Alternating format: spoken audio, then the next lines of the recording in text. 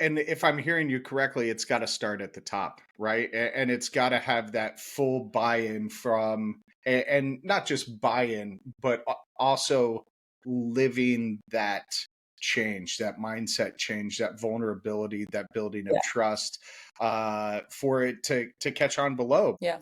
It's and also what made me think, or what you made me think now, is in a different team that we used. Let me just show you the scores here. What Oh was my very God! interesting with them, this was also an 18-month journey, if you can see it. We started in April where they didn't even want to be in the same room. Their scores Wow. don't necessarily show it, but the amount of um, kind of psychological safety that needed to be created in that room was intense because their operational trust was very high, but they couldn't get to, because there was gossiping and it Mm, was me against her. It was holding grudges with one another. And the interesting thing is, in the middle of the journey, their scores actually dropped instead of increasing. I'm like, what the hell? Almost like a failure point. And we interesting. unpacked it. And they were like, no, no, no, we can feel the difference. But the reason why the scores dropped is because our expectations of one another are now higher. I And like that. that was an amazing, I mean, I wish I thought of it because I would have felt better before I went into the session. But they were like, no, like this, it's because we expect more from one another right now than what we did before. Yeah. And I mean, they now I now do sessions with them because they enjoy the process instead of the fact that they need to be together. But and that was, so you said it needs to come from the top. Absolutely. Everyone needs to showcase that behavior, but there needs to be a willingness from everyone to show up. If you looked at one takeaway from today's episode that you really want the viewers of this to take to walk away from and be able to literally implement day one right now in their shop, what would it be? So I think if it's for people who want to take things and implement it in their shop, so Mhm. from the whether you're the leader, the founder, the president, all of those things, it would be identify how you want people to be in the business. How do you want your culture? And then say, what skills do I need to give to the people so that they can show up like that? For Yeah. example, oh, we need a feedback culture. Okay, you're going to train them. No, they don't need training. They just need to start giving feedback. It ain't going to work. It's not going to work.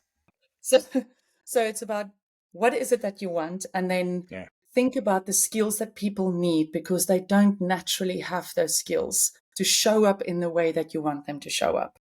Yes. So that's the one answer.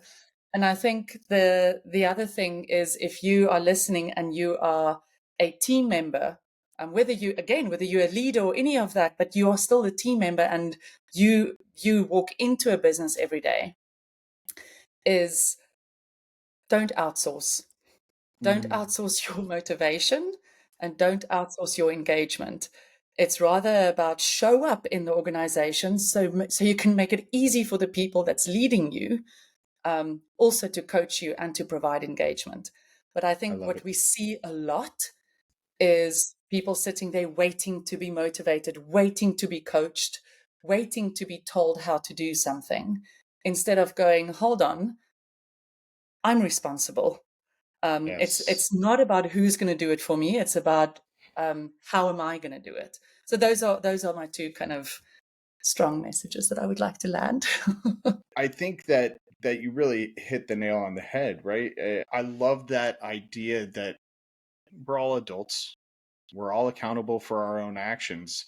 We need to have that motor internally to Yeah, wind up to really make when I do come into the shop more impactful because you've already got that motivation. If I have to start you and get you motivated, then it's going to be less impactful than if you were already wound up and your motors running when I come in and have those conversations. yeah, 100% on. It's exactly what it is. Yeah, Awesome.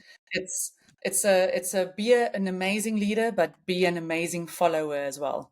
And both sides need to make it easy for each other. What haven't I asked you, or what haven't you shared that you want to share, if anything?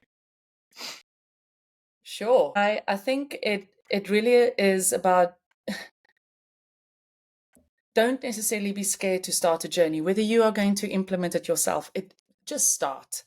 And I think that's quite important. Is if your passion is there, if you are really wanting to create high performing, high functioning teams, and it's not at all cost, like I said in the beginning.